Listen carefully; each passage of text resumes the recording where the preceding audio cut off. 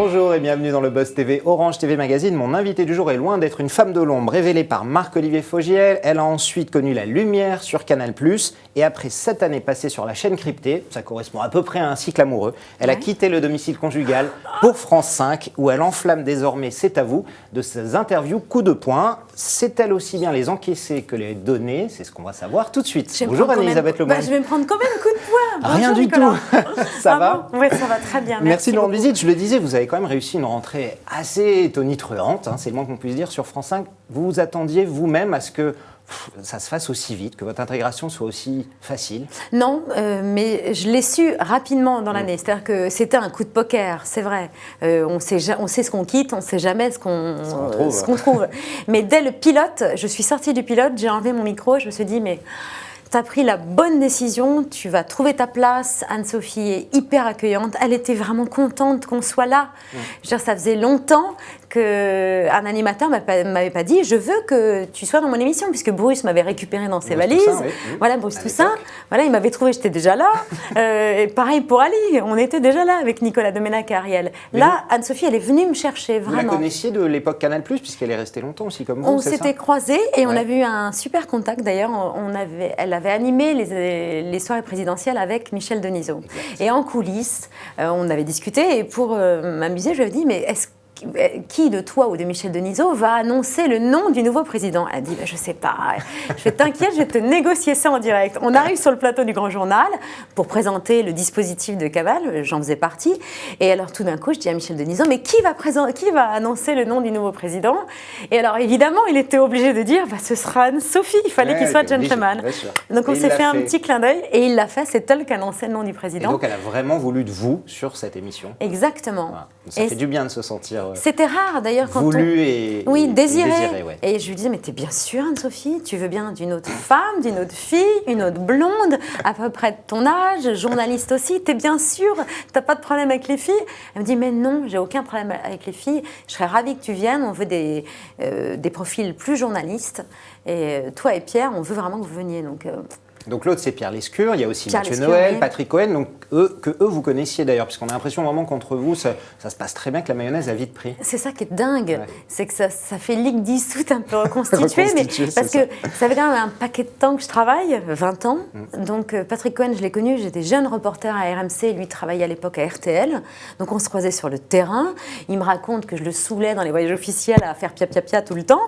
Mathieu Noël je l'ai vu démarrer, il était stagiaire de Marco, il écrivait les questions, près, mais vraiment, et il sortait du caniveau, quoi, Mathieu Noël. Et puis je l'ai vu progresser et grandir. Pierre-Antoine Capton, pareil, on a démarré ensemble la même année chez Marc-Olivier Fogiel. Donc j'ai vraiment, puis Pierre, j'ai travaillé 2 ans avec lui à sa balance à Paris sur Paris Première. Et puis avant, j'étais sa salariée sur Canal+, mais je le croisais beaucoup moins souvent. C'était votre président. Alors vous êtes maintenant en Access Prime Time, une case horaire avec une concurrence, on va dire féroce, et encore c'est peu dire. Est-ce que ça met vraiment une pression par rapport au cocon un peu moelleux qu'il y avait sur les midis de Canal+? Vraiment, sérieusement. Oui. Non mais sérieux, oui, on est quand même bien protégés parce que tout le monde fait en sorte qu'on n'arrive pas la boule au ventre sur le plateau en disant il faut mettre la pâtée à Hanouna et Decaune parce que ça n'arrivera pas, enfin pas tout de suite. Protégé par la chaîne, la prod? Protégé par la chaîne, par la prod, il n'y a pas cette pression d'audience. Mais quand même, on sent que tout ce qu'on dit, tout ce qu'on fait est plus regardé, plus scruté, plus suivi, et par les téléspectateurs et par les observateurs des médias. Ça, c'est une évidence. Je vois, il y a beaucoup plus d'activités sur mon compte Twitter, les téléspectateurs interagissent beaucoup plus, il y a beaucoup plus de reprises. Voilà, je me prends le coin d'une table, immédiatement, on en entend parler, quoi. Donc oui, ça crée de la responsabilité. Beaucoup plus que le midi, c'est vrai, qui est moins exposé. C'est pratiquement du simple au double, l'audience et le nombre de téléspectateurs. On a vu qu'Anne-Sophie Lapix laissait beaucoup plus la parole à ses chroniqueurs, et vous en particulier. C'est vraiment ce que vous cherchiez en venant dans cette émission? Vous vouliez quand même vous exprimer, pas être une simple chroniqueuse qui dit son texte et qui n'apparaît plus ensuite? Alors, je n'ai pas négocié mon temps de parole. Mais en tout cas... non, mais elle le fait. Dans les faits, ça se passe comme ça. Elle le fait volontiers. Et au contraire, le matin, en conférence de rédaction, quand j'ai des des idées, des questions qui m'intéressent, elle me dit vas-y Anne-Elisabeth, au contraire, si ça t'intéresse, vas-y. Il y a des sujets sur lesquels elle se sent moins à l'aise que moi. Les médias, c'est sûr que j'ai une petite expertise depuis le temps, donc elle me dit d'y aller. Oui, elle partage bien volontiers l'espace et le temps de parole. C'est très agréable d'ailleurs. Hein. On le voit d'ailleurs dans vos interviews que vous avez vraiment toute l'attitude pour le faire. Vous avez des coups de gueule, vous avez des coups de cœur, vous exprimez des opinions. C'est votre ADN formé chez Marc-Olivier Fogiel. Mais est-ce que c'est bien aussi le rôle d'une journaliste de talk-show, de pousser des coups de gueule, d'exprimer des opinions comme vous le faites? Il me semble. Ouais. Et je crois que c'est bien la raison pour laquelle Canal+ est allé chercher Natacha Polony. Je crois qu'on a besoin d'opinions un peu plus tranchées à la télévision, oui. La neutralité, c'est bien quand on présente le 20h.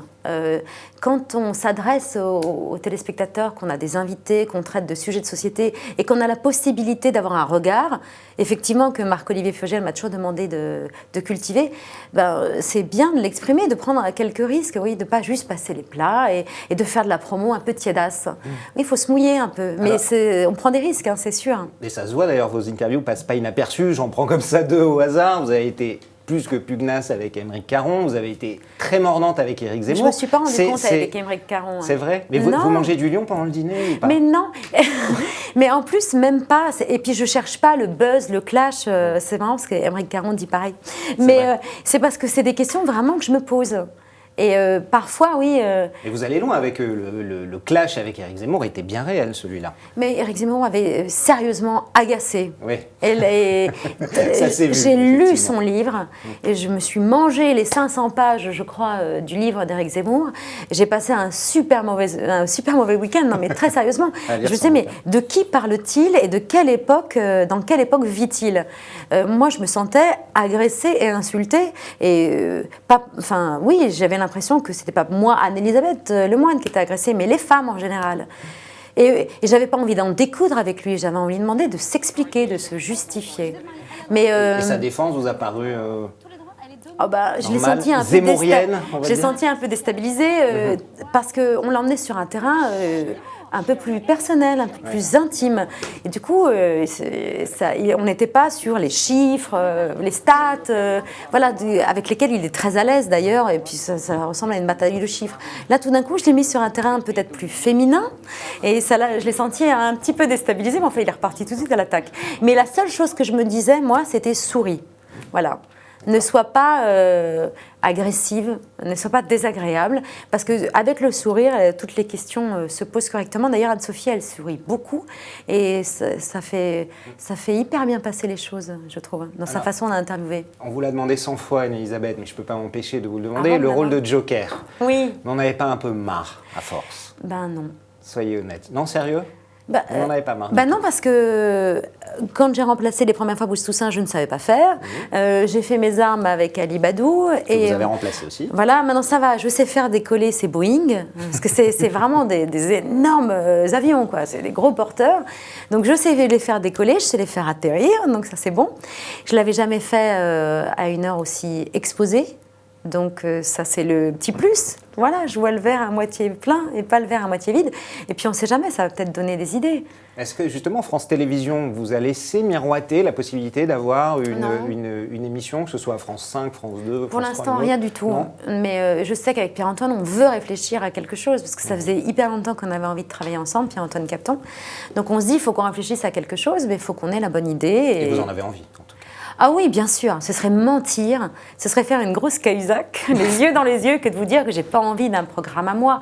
Non pas pour être la numéro 1 à tout prix, mais c'est hyper agréable de construire une émission, de choisir les fondations, et des piliers, et la finition et la toiture, de tout choisir, quoi, de construire sa maison.